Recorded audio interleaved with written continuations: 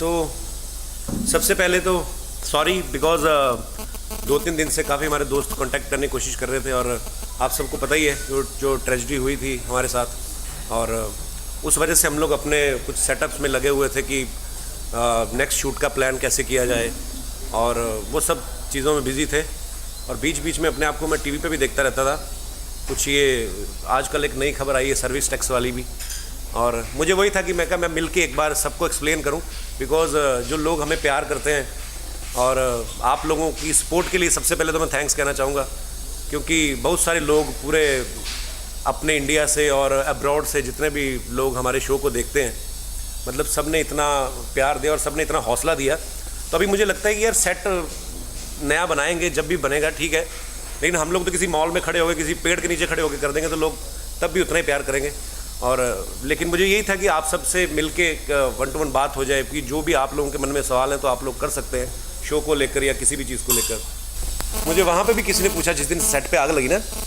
कि कैसा लग रहा है,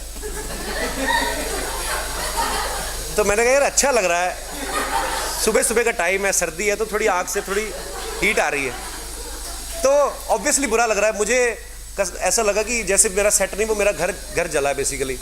तो होता है एक प्यार हो जाता है चीज़ से ना, आप लगातार जहाँ पे रहते हो सारा दिन काम करते हो तो दुख हुआ, लेकिन मेरी टीम मेरे साथ है और हमारा नेटवर्क कलर्स उन्होंने बहुत सपोर्ट किया हमेशा से, तो हम लोग दोबारा खड़ा कर लेंगे, उसमें कोई नहीं सर सलामत रहना चाहिए, पगड़ियाँ हज़ार। आपने जैसे कहा कि शो मोनोटोनस होता जा रहा है या बोरियत आ रही है, हाँ पर देखिए जब तक अच्छी रेटिंग्स आ रही है हम लोगों के दावे अपने आप गलत हो जाते हैं कि अगर बोरियत होती तो वो शो हिट ही क्यों होता, तो उसकी रेटिंग्स क्यों आती। हम लोगों में से कोई भी ऐसा नहीं था कि यार बहुत बड़े कोई स्टार हैं, हम लोगों ने एक टीम बनाई अपनी और एक शो शुरू किया और सेट में ऑब्वियसली अब नए सिरे से बनाना है तो मुझे वो सेट प्लान करने में हम लोगों ने खुद डिज़ाइन किया था सेट और उसके बाद में उमंग कुमार ने उनको सेट को बनाया तो सेट वैसा ही रहेगा लेकिन उसमें कुछ नए एलिमेंट्स डालेंगे हम लोग, वो आपको जल्दी पता चल जाएगा, उसके ऊपर भी हम लोग काम कर रहे हैं। नहीं ऐसा कुछ नहीं अभी फ़िलहाल बताने वाला बिकॉज अभी तो हम लोगों का जो प्रायोरिटी है वो ये है कि नेक्स्ट जो वीक है उसके लिए हम लोग शूट जो है वो आप लोनावला जाके बिग बॉस के सेट पे करें, तो फिलहाल उसके ऊपर फोकस कर रहे हैं, वो ख़त्म करके एक बार बिकॉज हमारा 1 सीने वीक हो रहा है, अनिल जी का 24 सीरीज़ आ रहा है तो उसके लिए हम लोग 1 सीने वीक चले जाएंगे। तो फिलहाल हम लोग इस वीक का शूट कर ले, उसके बाद हम लोग सेट में जो चेंजेस हैं बिकॉज अभी उसके लिए फ्लोर लेना पड़ेगा, जो ऑलरेडी हमारे पास फ्लोर था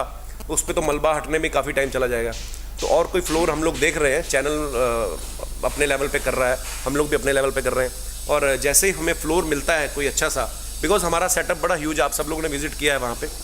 तो एक डेप्थ थी उसमें बिकॉज बहुत बड़ा फ्लोर था, तो हमें कुछ वैसा ही चाहिए बिकॉज हम लोग उसके साथ कॉम्प्रोमाइज़ नहीं कर सकते। भले ही हम लोग अब लोग प्यार करते हैं शो से तो हम लोग कहीं पे भी जाके 1-2 एपिसोड तो कर लेंगे, लेकिन अगर हम लोग अपना सेट बनाएंगे तो वो प्रॉपर बड़ा ही होगा। मुझे लगता है कोई सीए बैठा हुआ था जब आग लगी ना, उसने पूरा 22 करोड़ का 20 करोड़ पता नहीं किसने लगाया, तो अभी तक तो चैनल को ही नहीं पता चल पाया कि कितने का नुकसान, बिकॉज सब लोग उस पर उसका फिगर आउट कर रहे हैं बिकॉज उसमें काफ़ी कीमती सामान था, साउंड सिस्टम जो आपको पता बड़े बड़े मिक्सर्स होते हैं काफ़ी महंगे होते हैं और लाइट्स थे और बिकॉज हम लोग उसी दिन शूट करने वाले थे, तो जब हम लोग शूट का पैकअप करते हैं तो पैकअप के बाद बहुत सारा सामान हटा लिया जाता है वहाँ पे, सेट तो वहीं पे रहता है, तो उस दिन शूट करने वाले थे हम लोग सोनू निगम जी के साथ, तो 4-5 घंटे बाद शूट था और इसलिए उसमें इक्विपमेंट सब पड़े हुए थे, साउंड सिस्टम और लाइट्स, बाकी ये लोग सब फिगर आउट कर रहे हैं कि प्रॉपर पता चले कि किसका कितना नुकसान हुआ है। बाकी पेपर में पढ़ के जब इतनी बड़ी बड़ी रकम सुनने को मिलती है अच्छा लगता है यार, 22 करोड़ कहाँ, तो पता क्या व्यूवर्स के लिए हम लोग बड़े लोग हो जाते हैं कि अच्छा 22 करोड़ का सेट था वो, तो हमेशा हमारे घर में आपको पता ये सिचुएशन कैसी थी कि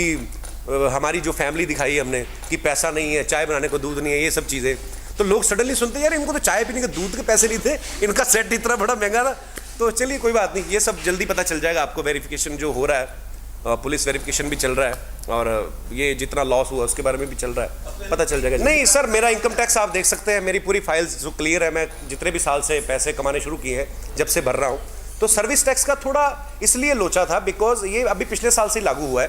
तो इसके बारे में बहुत सारे लोगों को पता भी नहीं है। अभी सर्विस टैक्स वाले एक इरफान खान को लेकर एक ऐड भी चला रहे हैं ताकि लोगों में अवेयरनेस आए, तो बेसिकली आप ये भी कह सकते हैं कि हमारी जो न्यूज़ हाईलाइट होती है शायद इसलिए भी होती है कि लोगों में अवेयरनेस आए, तो बड़े सारे लोग होंगे जिनका बड़ा सारा ड्यू होता है और होता भी है, चलता भी आपको पता है। जी मैं आपको भी बात बता रहा हूँ कि मैंने बार बार रिपीट कर रहा हूँ वही चीज़ कि जो अब तक डेट का आज तक की डेट का, बिकॉज पिछले साल से तो लागू हुआ ये,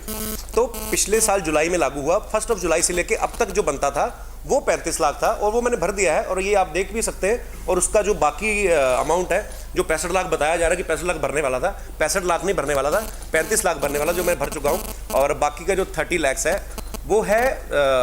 5 अक्टूबर तक। लेकिन मैं एक चीज़ और क्लियर करनी चाहता हूँ, बड़े सारे खैर हम लोग अपने लॉ की रिस्पेक्ट करते हैं, लेकिन ये इसमें थोड़ा कुछ पेचीदा मामला इसलिए है कि आपने अगर सपोज कहीं पे काम किया, जैसे मेरे पास कुछ 1-2 अभी भी काम ऐसे हैं कि जो मैंने जनवरी में किए थे, तो अभी तक उनकी पेमेंट नहीं आई है। लेकिन गवर्नमेंट का ये है कि आप लोग जिस दिन काम कर आए वहाँ पे आपने जितने का काम किया, सपोज आपने 100 रुपये का काम किया तो आपको 12.5 रुपये सरकार को पे करने हैं। अब 100 रुपये का काम तो मैं वहाँ पे कर आया, वो तो शुक्र है इधर उधर शोज वोज भी होते रहते हैं, नहीं तो आदमी कहाँ से भरे। आप एक चीज़ समझते हैं। तो खैर वो उन्होंने लॉ बनाया है, तो एक लॉ है तो क्या कर सकते हैं। लेकिन ये है कि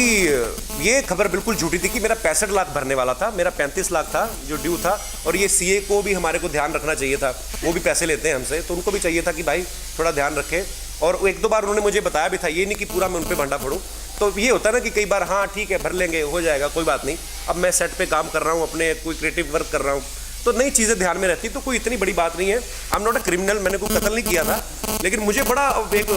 कोई मेरा भाई बोल रहा था, ये कपिल शर्मा ने इतने लाख की चोरी की है, तो हम जानना चाहते हैं। मैं कहा यार पता नहीं क्या हो गया, मतलब कहाँ चोरी की, मैंने किसी के घर में घुस के 65 लाख चुरा लिया है।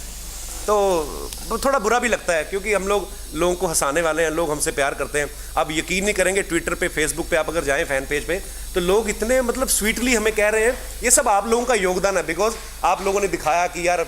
थोड़ा इमोशनल भी कर देते ना स्टोरी को आप, कि कपिल शर्मा की आंखों में देखिए आंसू, अब मैं पसीना पहुंच रहा था सच में। तो लोगों ने बड़ा अच्छा, एक बंदा बोल रहा है बेचारा, सर मैं आपको अपनी 1 महीने की सैलरी दे दूंगा। मैं कितनी तेरी सैलरी, कहता 3700 रुपया।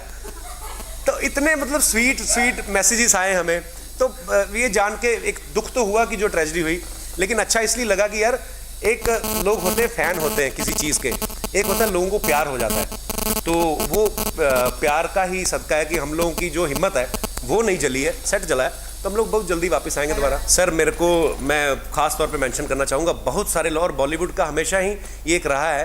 कि बड़ी खबरें हमें सुनने को मिलती हैं, जी फलाने के साथ अच्छा संबंध नहीं है ये। लेकिन हमारी इंडस्ट्री की खासियत है, जब भी कभी कोई ऐसा संकट आता है तो सब लोग एक साथ इकट्ठा हो जाते हैं। मुझे कल, आप यकीन नहीं करेंगे, लता जी का फ़ोन आया और लता जी ने कहा कि अगर तुम्हें किसी भी तरीके की हेल्प चाहिए, कोई पैसे को लेकर या वैसे, तो मैं क्या कर सकती हूँ तुम्हारे लिए। तो मेरा दिल कर रहा था कि लता जी को वो गाना सुना देंगे आप, तो मैं बोल ना पाऊँ उनको कि वो सोचेंगे यार मैंने अफसोस करने के लिए फ़ोन किया तो ये बंदा क्या बोल रहा है। तो मतलब मेरे लिए बहुत बड़ी बात थी वो। और मैंने उनको ये कहा भी, मैंने कहा मेरे फादर साहब आपके इतने फ़ैन थे, अगर वो होते कि आज उनको पता चलता कि मेरे बेटे को लता जी का फ़ोन आया, चाहे किसी भी कॉन्टेक्स्ट में आया है, चाहे कुछ ट्रेजेडी हुई है उसके लिए है, लेकिन मेरा वो दुख एक थोड़े पलों के लिए वो बिल्कुल भूल गया था मैं, और मुझे समझ में नहीं आ रहा था कि मैं उनके साथ क्या बात करूं। तो बड़े सारे लोगों ने, रोहित शेट्टी ने, शाहरुख भाई ने, फिर बहुत सारे मतलब तमाम इंडस्ट्री के लोगों ने यही किया कि हम तुम्हारे साथ हैं, हम सेट खड़ा कर देंगे तुम्हारे, बताओ कितनी देर में खड़ा करना है तुम्हारा। तो वैसा तो इंडस्ट्री इस बात में तो एकजुट है, एक हम लोग परिवार की तरह है। बिकॉज आपने देखा होगा कि किसी दूसरे शो में जब कोई सेलेब जाते हैं, कोई फिल्म स्टार जाते हैं, तो वो बैठ के उसकी परफॉर्मेंस देखते हैं कंटेस्टेंट की, और उसके बाद अपने कमेंट्स करते हैं। लेकिन हमारे शो में ऐसा है कि हम लोग ऐसा एटमॉस्फेयर क्रिएट कर देते हैं कि ना चाहते हुए भी एक पार्टिसिपेशन होता है। तो मतलब जितना हम लोग पार्टिसिपेशन हमारा रहता है उतना ही स्टार्स का भी रहता है। तो उनको पता भी नहीं होता कि वो एक्ट करके चले गए हैं हमारे सेट पे फ्री में। तो ये हम लोग थोड़े चालाक हैं, तो हम लोग माहौल ऐसा क्रिएट कर देते हैं। तो बाकी सब प्यार करते हैं, सबको मज़ा आता है कि यार एक यही शो है कि जिससे एक आम आदमी रिलेट करता है अपने आप को। अगर कोई आदमी उठ के सवाल पूछ रहा है, तो जैसे किसी ने अनिल सर को पूछा कि सर आपकी छाती के बाल जो बड़े फेमस हैं, तो ये आपका स्टाइल स्टेटमेंट है। मेरा दिमाग घूम गया सवाल सुन के, और जिसने पूछा उसके सर पे 4 बाल थे, और मैंने अनिल सर को कहा अपने बाल उतार के भाई साहब को दे दीजिए इसके। तो मतलब अजीब अजीब। अच्छा, आम आदमी फिर बड़ा अच्छे तरीके से रिलेट करता है उस चीज़ को, बिकॉज मैं अगर किसी स्टार से सवाल करूंगा तो मैं अपने फ़नी तरीके से करूंगा, जो मेरा एक नेचर है या जो भी है। एक आम आदमी कुछ भी पूछ सकता है, वो डेमोक्रेसी है हमारे देश में, तो कोई कुछ भी पूछ सकता है। तो स्टार्स को उस चीज़ में भी बड़ा मज़ा आता है और एक आम आदमी यही सोचता है कि आपने बहुत सारे टॉक शो देखे होंगे, उसमें इंटरव्यू होती है जैसे कि आपकी पहली फिल्म कब आई, दूसरी कब आई, तीसरी क्यों आ रही है, चौथी क्यों बना रहे हैं, वैसी टाइप। हमारे शो में आप देखेंगे कि जो आम आदमी है वो ये सोचता है कि यार ये स्टार इंटरव्यू के लिए नहीं आया, ये हमारे घर में आया है। एक तो हम लोग वैसे ही होते हैं कि चलते चलते चलते एक नौकर आया तो स्टार की टांगें उठा के बोलते हैं हाँ झाड़ू उठाने आया जी हम लोग, आपने चाहे, तो वो सब चीज़ें चलती रहती हैं। तो इंटरव्यू एक फनी इंटरव्यू होती है हमारी, तो सब इसीलिए आना भी चाहते हैं सब लोग शो में। और शाहरुख खान तो 2 बार आए हमारे शो में, तो हमारा शो और बड़ा होता है उन लोगों से भी, और उनका भी उतना ही पार्टिसिपेशन है जितना हम लोगों का है। तो ऐसा उम्मीद है कि सब लोग ऐसे प्यार करते रहेंगे और आगे भी करते रहेंगे। हाँ, मेरे शो में मेरे को आर्टिस्ट तो उड़ाते हैं, मैं तो खुद उनको बोलता हूँ कि भाई ये लाइन तो मेरे को बोल देना, तो मज़ा आता है। तभी वैसा कुछ नहीं है कि मैं अकेला लगा रहा हूँ एक दूसरे का मजाक उड़ाने में, तो वैसा कुछ नहीं है। लोग भी आते हैं, तो कई बार लोग भी हमें ऐसी बातें बोल जाते हैं। बहुत ऐसा कोई वो नहीं कि मैं ही हर एक को बोलता हूँ, तो मज़ा आना चाहिए बात में, वो चाहे मैं करूँ चाहे कोई करे। बट हम लोग कुछ ना कुछ अलग करते रहते हैं कि जैसे उसको और आगे कैसे बढ़ाया जाए स्टोरी को, कि जैसे दादी के गांव से कोई आ गया है, या मेरे ससुराल से कोई आ गया है, या मेरा कोई नया पड़ोसी आ गया है, तो आगे चल के हम लोग करते रहेंगे नए नए कैरेक्टर्स, ताकि लोगों को भी मज़ा आता रहे। लेकिन लोग भी ऐसे हैं ना कि उनको जो चीज़ अच्छी लग रही है वो बार बार चाहिए। एक मैं तो होता ही अपने शो में, हमारे जितने भी कैरेक्टर्स हैं, टचवुड किसी शो की सक्सेस का राज ही यही है बेसिकली, जो मैं समझता हूँ। कई भी आपको ये लगता है कि इस शो में ये चीज़ अच्छी है, ये थोड़ी ठीक है, ये अच्छी है, हमारे शो में टचवुड जितने भी आर्टिस्ट हैं सबको उतना ही रिस्पॉन्स मिल रहा है। चाहे वो मेरी दादी है, ऐसी दादी आपने कभी लाइफ में नहीं देखी होगी, कूदती हुई आती, ना उसके घुटनों में दर्द होता है। तो मेरी बीवी है जो बड़े होठों वाली, वो है। चाहे गुत्थी बन के सुनील ग्रोवर आते हैं, चाहे उपासना जी हैं मेरी बुआ बनी हुई हैं जो, चाहे हमारा नौकर है, चाहे हमारा पड़ोसी कीकू बन के आते हैं, कीकू जो अलग अलग कैरेक्टर्स करते हैं। तो सब लोगों को मतलब इतने लवेबल कैरेक्टर बन चुके हैं वो, और इतनी उम्मीद नहीं की थी हमने कि लोग इतना प्यार देंगे। लेकिन और कैरेक्टर भी हम लोग इंट्रोड्यूस करेंगे आगे चल के। और कुछ यार, ये सर्विस टैक्स वाला मुझे बड़ा दुख लगा कि ये मुझे चोरी बोला जा रहा है ना, कि सर्विस टैक्स की चोरी, तो ये बस मुझे ज़्यादा इस बात को लेकर दुख था। सेट जो हमारा जला उसका तो था ही, लेकिन ये बात मैं क्लियर करनी चाहता था। तो भाई और बहनों, देवियों सज्जनों, मैंने कोई टैक्स की चोरी नहीं की है। ये र्यूमर्स आते हैं जब कोई आदमी